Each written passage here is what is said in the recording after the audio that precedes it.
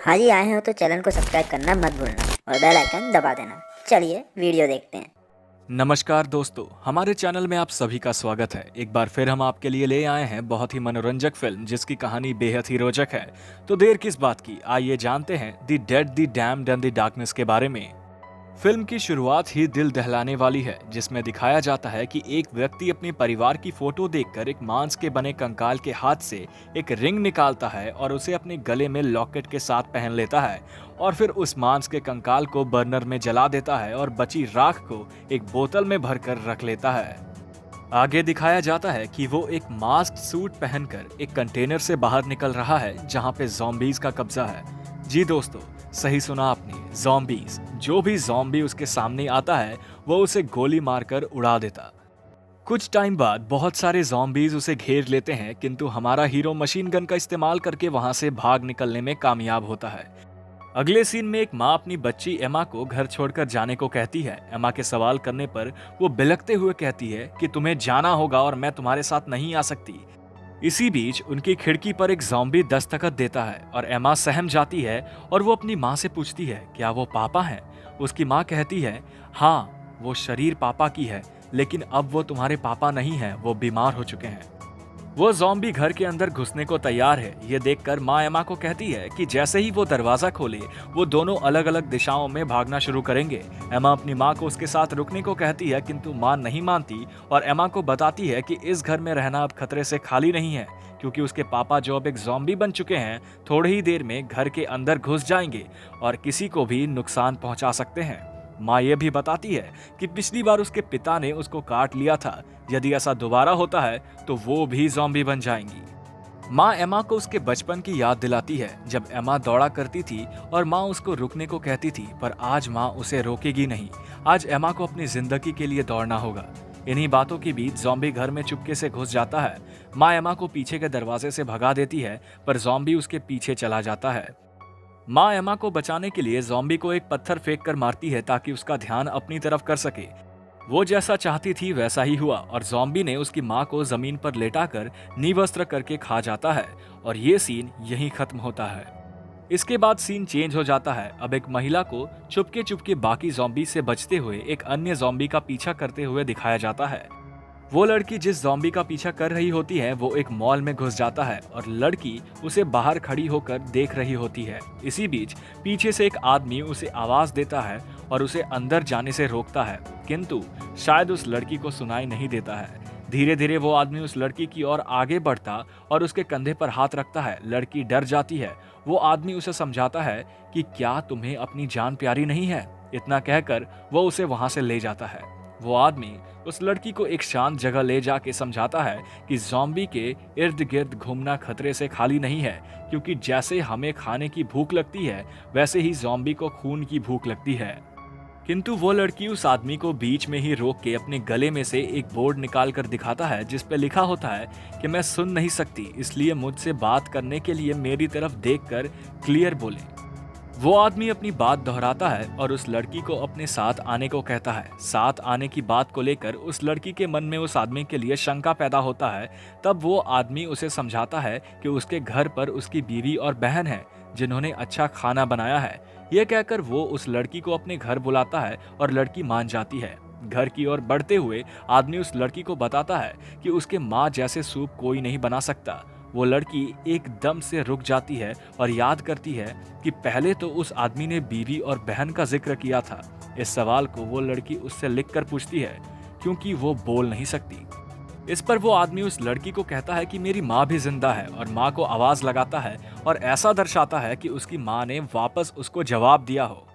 यहाँ उस आदमी ने लड़की की ना सुन पाने की मजबूरी का फायदा उठाया है। वो घिनौना आदमी उस लड़की के साथ बदसलूकी कर उसे घसीटता हुआ अपने घर लेके जाता है और उसे बिस्तर पर लेटाकर उसके साथ जोर जबरदस्ती शुरू कर देता है। लेकिन वो चालाक लड़की उसे लिखकर ये कहती है कि ठीक है, मैं तुम्हें वो सब दूंगी जो तुम चाहते हो, लेकिन मेरे कपड़े मत फाड़ो, क्योंकि मेरे पास इनके अलावा पहनने को कुछ नहीं बचा। मुझे मेरे जूते उतारने दो।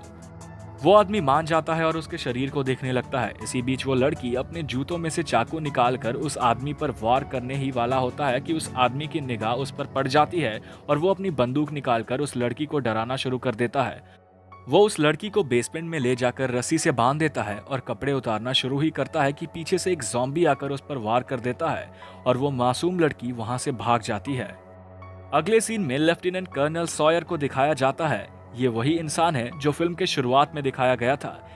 यहाँ कर्नल सॉयर एक ओशियन की ओर जाना चाहते हैं, जिसके लिए उन्हें एक पुलिस चेक पोस्ट को पास करना है, लेकिन पुलिस उन्हें जाने से रोक देती है, ये कहकर कि आगे का इलाका क्वारंटीन्ड है, अगर आप आगे जाएंगे तो आप इन्फेक्टेड हो जाओगे। पुलिस वालों और कर्नल सॉयर के बीच बातचीत चल रही होती है कि एक ज़ॉम्बी वहां आ जाता है, जिसे 2 गोली मारकर पुलिस कर्मचारी मौत के घाट उतार देता है।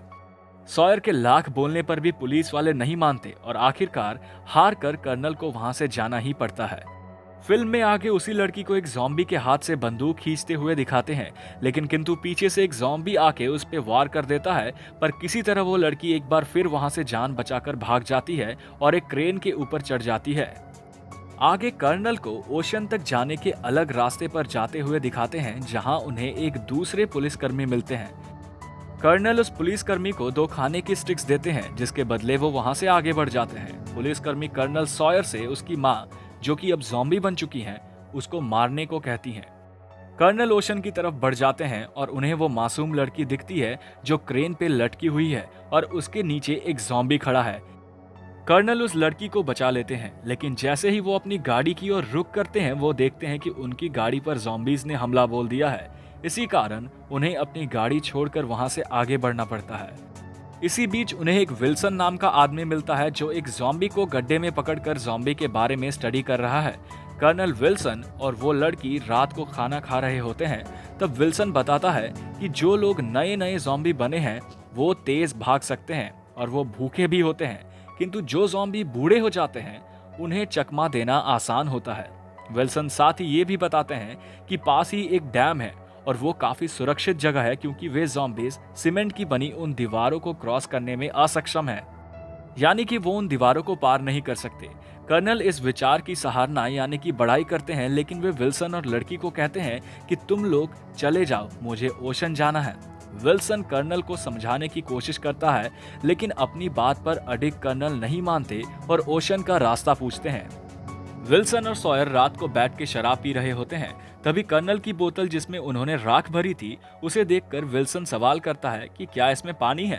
कर्नल थोड़ा रुक कर बोलते हैं कि जब आउटब्रेक हुआ था तब मिलिट्री ने अच्छे हथियार और सुरक्षा कवच दिए, लेकिन फिर भी कर्नल अपने परिवार को बचा ना पाए। कर्नल आगे अपनी आप बीती सुनाते हैं। वे बताते हैं कि उनके परिवार को ओशन देखना था, पर कर्नल हमेशा अपनी पत्नी की बात टालते रहे। जब कर्नल अपने घर वापस गए तब उन्हें उनके घर में सिर्फ खून मिला था और उनके बच्चे और पत्नी की बॉडी, जो कि पूरी तरह से ज़ॉम्बीज़ ने खा रखी थी, वो उन्हें मिला था। इसलिए कर्नल उनकी राख को ओशन के पास दफनाना चाहते हैं। विल्सन भी अपने जीवन के बारे में बताते हुए कहते हैं कि वो एक इंश्योरेंस कंपनी के लिए पॉलिसीज बेचा करता था। दोनों बातें करके लौट रहे होते हैं कि उन्हें उस लड़की का बोर्ड मिलता है, जिस पे लिखा होता है कि मेरा साथ देने के लिए शुक्रिया, लेकिन मैं अकेले ही ठीक हूँ।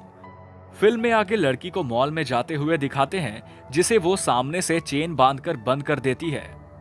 ऐसा लगता है कि वो किसी को ढूंढ रही है। वो लड़की सुन नहीं सकती, इसी वजह से उसे एक ज़ॉम्बी की आवाज सुनाई नहीं देती है। वो ज़ॉम्बी एक महिला है जिसने अपने हाथ में एक बच्चा ले रखा है।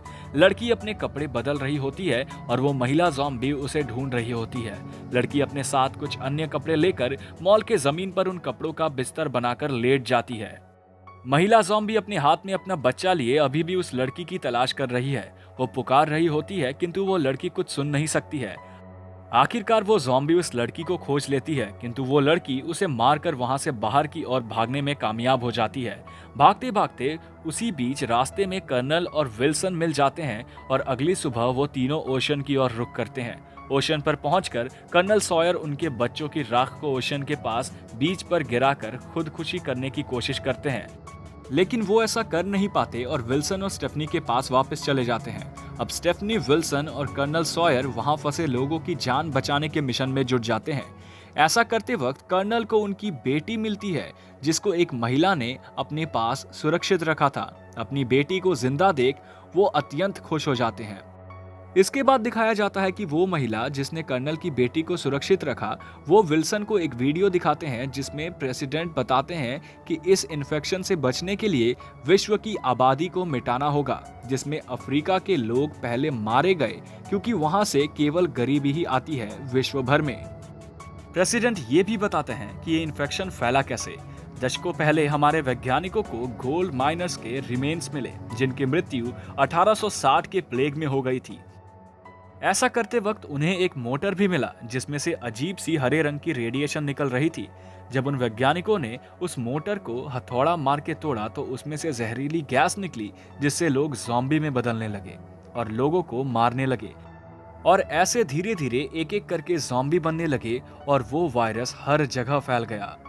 हालांकि पहले इस आपदा को कंट्रोल किया जा सकता था, लेकिन अभी हाल ही में हमने निर्णय लिया कि ज़ॉम्बीज को एक हथियार के रूप में इस्तेमाल किया जाए, किंतु इस बार हमसे ये वायरस कंट्रोल नहीं हुआ।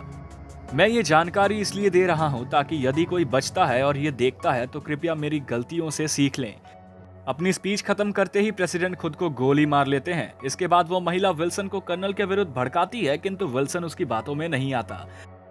कर्नल अपनी बेटी के साथ उस रूम में आ जाते हैं और विल्सन और उस महिला को आश्वासन देते हैं कि वे उनकी मदद जरूर करेंगे। फिर वो महिला कर्नल को एक सीक्रेट एंट्रेंस के बारे में बताती हैं जिसके जरिए वो लोग भागने में कामयाब रहे थे। इसके बाद कर्नल डैम के एरिया को सुरक्षित करने में जुट जाते हैं और एक के बाद एक ज़ॉम्बी को मार गिराते हैं। आखिरी सीन में कर्नल अपनी बेटी को ओशन दिखाते हुए नजर आते हैं। उनके साथ स्टेफनी भी होती है। इसी के साथ फिल्म का समापन होता है। तो दोस्तों, कैसी लगी आपको ये फिल्म कमेंट करके जरूर बताइएगा। हम जल्द लौटेंगे एक और दिलचस्प कहानी के साथ। तब तक के लिए अपना ख्याल रखिए। नमस्कार।